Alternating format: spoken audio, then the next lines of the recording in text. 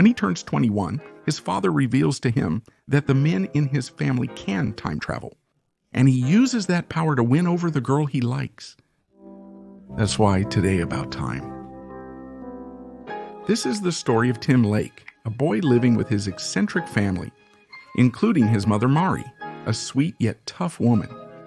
His father, with whom he spent the afternoon playing table tennis and talking, and his strange but adorable Uncle Desmond. And finally, his sister Kit Kat, his favorite person. They have quite a few strange customs, like going to the beach every day for tea or watching movies in the yard every Friday, regardless of the weather. One of these events was the big New Year's party. And there he tries to find a girl to start the year with, but he doesn't get anyone, as the only girl who pays attention to him he doesn't like and rejects her. On the other hand, his sister Kit Kat flirts with a guy named Jimmy. After the party, his father wants to talk to him because he needs to tell him the family secret, which is that men can time travel. At first, he doubts his father, but his father seems serious and even gives him rules to follow. He can only travel to past events he has experienced. I can't kill Hitler or sleep with Helen of Troy, unfortunately. At that moment, he gives him the instructions to do it, which basically are to lock oneself in a dark place and clench one's fist. To let his dad finish the joke, he'll attempt it. He goes into a closet and ends up traveling to the night before at the New Year's Eve party. He realizes his strange power is real and returns to the present to continue their conversation. There, his father advises him to use it wisely, unlike his grandfather, who tried to use it for money, but ultimately lost more valuable things, like love. Tim, then, do you think he should use it? Maybe to be able to have a girlfriend? And that's why in the summer, when his sister invites her friend Charlotte to stay at their house for 2 months, he uses his time travels to correct small mistakes and make a good impression in front of her. After several months, he decides to confess his love on the final night of her visit. And she tells him it's a shame he told her that now because she's leaving now and their love is not going to work. But if he had told her sooner, things might have been different. That's why he uses the trips to be able to go back a month and confess. Although at that moment she asks him to return the last night to see if something happens between them. That's when he learns the first lesson. And even if he travels 1,000 times in time, he will be able to change a person and make them love him. After the summer, Tim has to go live in London, and in the city he stays at the house of Harry, a theater director and friend of his father. Our protagonist had planned to get a girlfriend while he's in the city, but for 6 months, all he manages to do is become friends with a coworker named Rory. But that changes when his best friend Jay takes him to an unusual bar where everything is pitch black. There, they meet 2 girls with whom they spend hours talking until they leave to be able to see each other. Unlike his friend, who wasn't very lucky, he gets Mary's number and plans to meet again. The problem is that when he gets home, Harry's very sad because that night he had presented his masterpiece, which failed because one of his actors forgot his lines. So Tim decides to time travel to help him with that problem and asks the actors to review the dialogues. Although he ends up losing the girl's phone number. After the play, he hurries to the bar to meet Mari, but arrives too late. The next day, Harry shows him a newspaper where he had published an article that spoke very highly of his play. But he only notices an ad about an exhibition of an artist that Mari had told him she liked. That's why he decides to spend several days sitting on a museum boat waiting for the love of his life to arrive. The reunion happens, and although it's a bit strange when he approaches, as he knows her name, even though for her he's a complete stranger. He hangs out with Mari and her friend, walking around the museum before going for coffee. As they talk, she reveals she has a boyfriend who suddenly appears. There, he starts asking them to tell him exactly the date, place, and time they met. To go back in time a week to the party and prevent them from meeting, that happens. Upon seeing her, he asks her to leave the party for a private dinner. When saying goodbye, Mari requests that he walk her to her car. So they spend a long time talking while they walk. And when Tim realizes that they were quite far away, Mari confesses that her car is parked in front of her house and that she is practically inviting him to spend the night with her. The best night of my entire life. They begin dating and their relationship flourishes, prompting Tim to move into Mari's apartment to live together. Tim meets Murray's parents, and initially the situation is somewhat awkward. But with a couple of time travels, everything goes well, and they give him tickets to a play.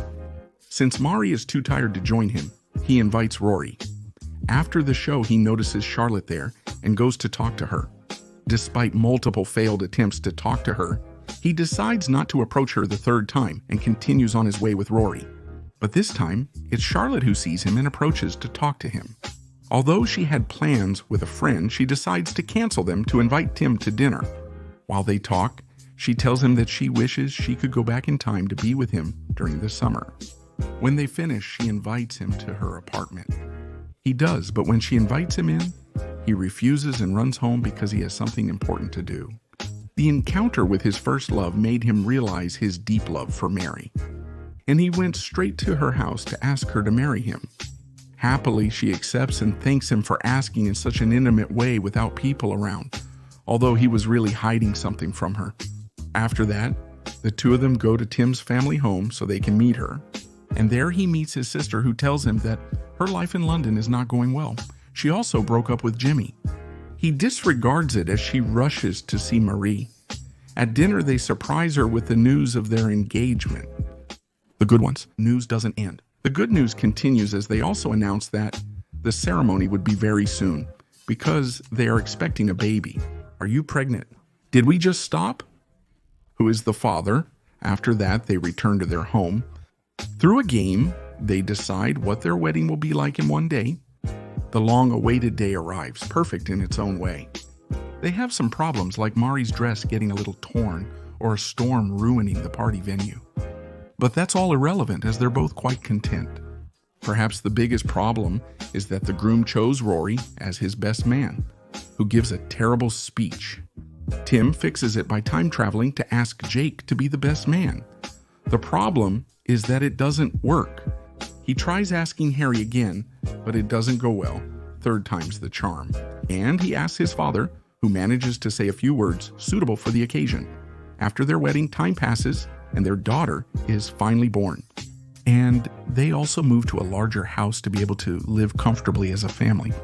And by that time, Tim himself admits that time travel became useless when he started to enjoy every moment. The issue occurs when his sister fails to attend the baby's first birthday party. Instead, her boyfriend Jimmy arrives and tells them that she left driving drunk, and when they go to look for her, it turns out she had a car accident. Although it wasn't that serious, he travels again to prevent it from happening. But talking to Mari, he realizes that even though he saved her from the accident, he still has to help her improve her life. If not, her alcohol and boyfriend problems will persist. He confesses his power to her and takes her to the New Year's party where she meets Jimmy, so that she herself prevents them from going out. When they return, all goes well.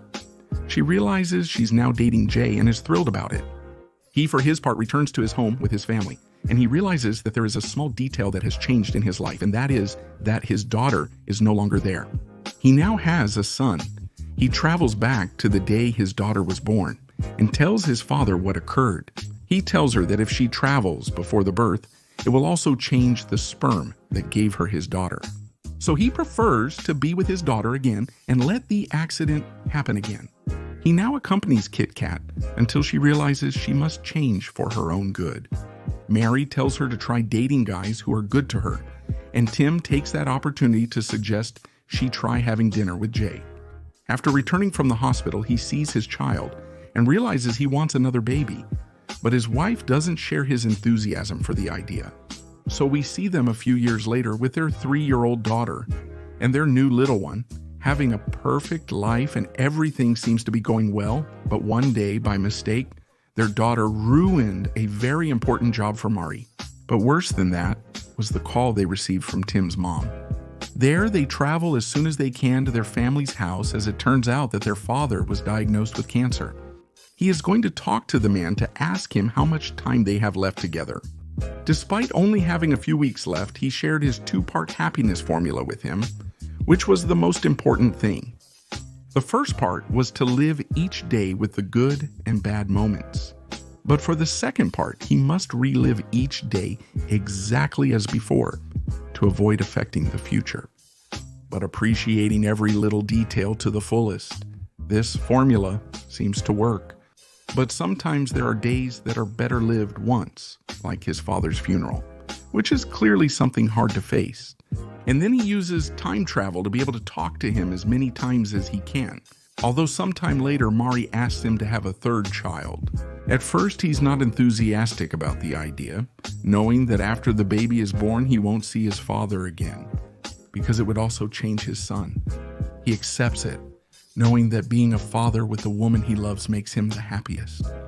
And when the little one is about to be born, he travels one last time to explain this to his father, so they can finally say goodbye, but not before they take a walk through his childhood without changing anything so it doesn't affect him. In the end, he returns to his life and accepts the loss of his father, just as he also learned to enjoy every moment. He started focusing on the positives, such as his sister's recovery and her becoming a mother. He never time traveled again and found his own formula for happiness, which consists of appreciating the day and enjoying the time he spends with the people he loves. That was about time. Don't forget to hit like, comment what other movies you want to see on the channel, subscribe and hit the bell so you don't miss the upcoming videos.